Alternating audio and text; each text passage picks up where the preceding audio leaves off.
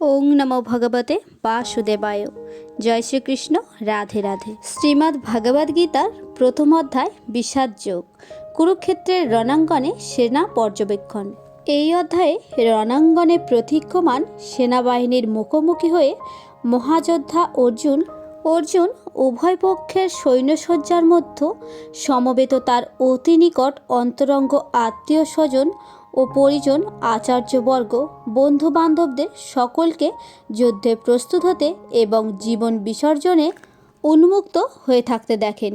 শোকে ও দুঃখে কাতর হয়ে অর্জুন শক্তিহীন হলেন। তার মন মহাচ্ছন্ন হলো এবং তিনি যুদ্ধ করার সংকল্প পরিত্যাগ করলেন।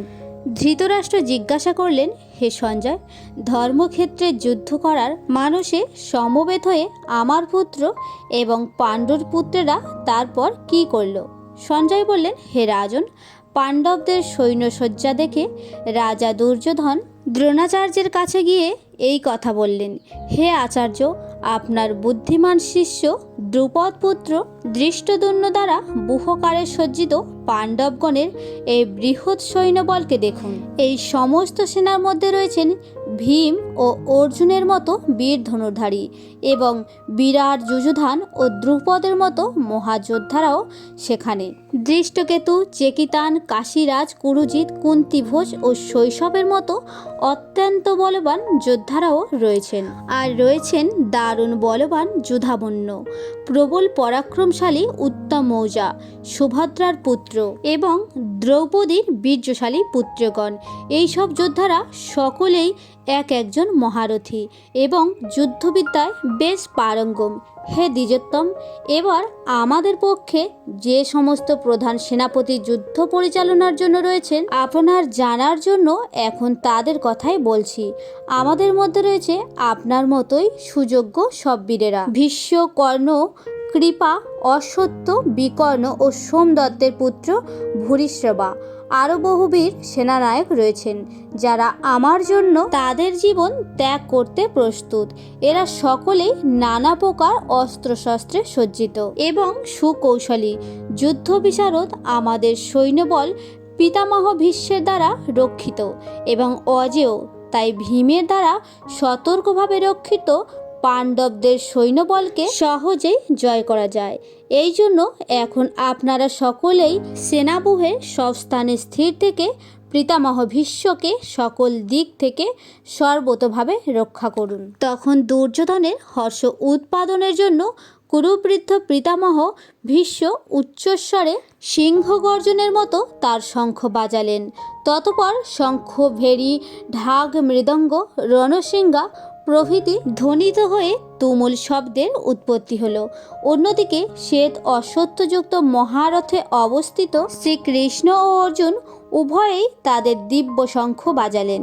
কৃষ্ণ বাজালেন তার পাঞ্চজন্য শঙ্খ, অর্জুন বাজালেন তার দেবদত্ত নামের শঙ্খ এবং বিপুল ভ্রজন প্রিয় ও ভীষণ কীর্তিমান ভীম বাজালেন তার পৌর নামক শঙ্খ। তাদের দেখা দেখি কুন্তিপুত্র রাজা যুধিষ্ঠির অনন্ত বিজয় নামের শঙ্খ ও নকুল সহদেব যথাক্রমে সুঘোষ ও পণিপুষ্পক নামক শঙ্খ বাদন করলেন। এই সময়ে মহাধনুর্ধর কাশীরাজ, প্রবল যোদ্ধা শিখণ্ডী ও ধৃষ্টদ্যুম্ন, বিরাট ও অপরিচিত সার্কি, দ্রুপদী পুত্র অন্যান্য সকলেই নিজ নিজ পৃথক পৃথক শঙ্খ বাজালেন। সেই দারুণ শঙ্খনিদান পৃথিবী ও আকাশে প্রতিধ্বনিত করে ধৃতরাষ্ট্রের পুত্রদের হৃদয় বিদীর্ণ করতে লাগল। সেই সময় বানর চিহ্নিত পতাকাযুক্ত রথে অধিষ্ঠিত হয়ে অর্জুন তার ধনুক তুলে যুদ্ধের জন্য আগত ধৃতরাষ্ট্রের পুত্রের দিকে স্বর নিক্ষেপ করতে প্রস্তুত হলেন এবং গৌরব পক্ষের সমসজ্জা বিন্যস্ত দেখে অর্জুন তখন শ্রীকৃষ্ণকে এই কথা বললেন।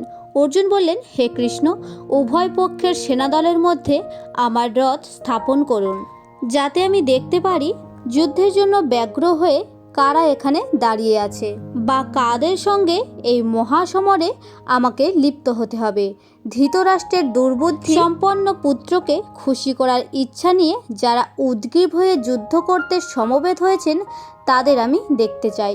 সঞ্জয় বললেন, হে ভারত, অর্জুনের এই কথা শুনে শ্রীকৃষ্ণ উভয় সেনাদলের মাঝখানে উত্তম রথটি রাখলেন।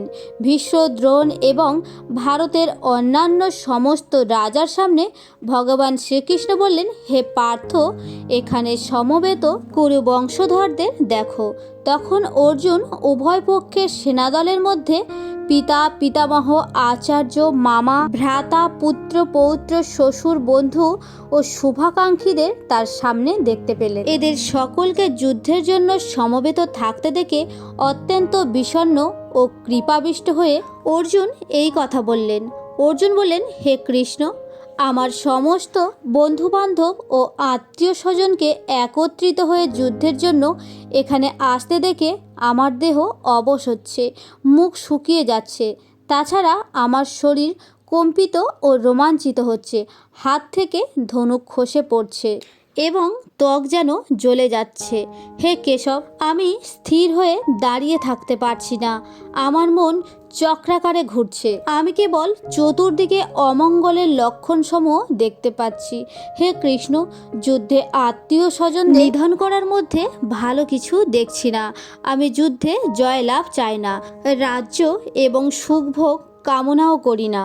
হে গোবিন্দ, আমাদের রাজ্যের কী প্রয়োজন, আর সুখভোগ বা জীবন ধারণেরই বা কী প্রয়োজন? কারণ যাদের জন্য রাজ্যভোগ বা সুখ লাভ আমরা কামনা করছি, সেই আচার্যগণ, পিতৃব্যগণ, পুত্রগণ, পিতামহগণ, মাতুলগণ, শ্বশুরগণ, পৌত্রগণ, শ্যালকগণ, স্বজনগণ সকলেই প্রাণ ও ধনাদির আশা ত্যাগ করে আমাদের সামনে যুদ্ধে উপনীত হয়েছেন। হে মধুসূদন, এরা আমাকে বধ করলেও পৃথিবী মাত্র কী কথা, ত্রিভুবন পেরেও আমি এদেরকে বধ করতে ইচ্ছা করি না। ধৃতরাষ্ট্রপুত্রদের হত্যা করে কী সুখ আমাদের লাভ হবে? যদিও এরা আততায়ী, তবুও এই আচার্য গুরুজনদের হত্যা করলে আমাকে পাপের ভাগী হতে হবে। তাই আমরা সবান্ধব ধৃতরাষ্ট্রপুত্রদের বধ করতে পারি না। হে মাধব, স্বজন বধ করে আমরা কেমন করে সুখী হব? হে জনার্দন, যদিও এরা লোভে বশীভূত হয়ে কুলক্ষয়জনিত দোষ এবং মিত্রদ্রোহের কারণে পাপ লক্ষ্য করছে না, কিন্তু আমরা কুলক্ষয়জনিত দোষ দেখেও সে পাপ কর্ম থেকে বিরত হব না। কেননা কুলক্ষয় হলে সনাতন কুলধর্ম নষ্ট হয় এবং ধর্ম নষ্ট হলে সমগ্র কুল অধর্মে অধিভূত হয়। হে কৃষ্ণ, কুল অধর্মে পতিত হলে কুলস্ত্রীগণ ব্যভিচারিণী হয়। হে বাগদেও, কুলস্ত্রীগণ ব্যভিচারিণী হলে বর্ণ সংস্কার জন্মায়, বর্ণ সংস্কার উৎপাদন বৃদ্ধি পায়। তাহলে কুল এবং কুলনাশকারী উভয়েই নরকগামী হয়। কারণ শ্রদ্ধা, তর্পণাদি কর্মলোভ হয়ে গেলে পিতৃপুরুষেরা সদ্গতি প্রাপ্ত হয় না, তারা নরকেই পতিত হয়। কুলনাশকারীদের বর্ণ সংস্কার প্রভৃতি দোষের ফলে সনাতন জাতি ধর্ম ও কুলধর্ম ও আশ্রম ধর্মাদি উৎসন্নে যায়। হে জনার্দন, আমরা শুনেছি যে যাদের কুলধর্ম বিনষ্ট হয়েছে তাদের চিরকালই নরকে বাস করতে হয়। রাজ্য সুখের লোভে আত্মীয়দের বধ করতে উদ্যত হয়ে আমরা কি এই মহাপাপ করতেই না সংকল্পবদ্ধ হয়েছি? তার চেয়ে বরং অনেক ভালো হবে যদি আমি নিরস্ত্র হয়ে প্রতিরোধের চেষ্টা না করি এবং সেই অবস্থায় ধৃতরাষ্ট্রের পুত্রেরা আমাকে বধ করে। সঞ্জয় বললেন, শোকে উদ্বিগ্ন চিত্তে অর্জুন রণভূমিতে এই কথাগুলি বলে ধনুর্বাণ ত্যাগ করে রথের মধ্যে উপবেশন করলেন।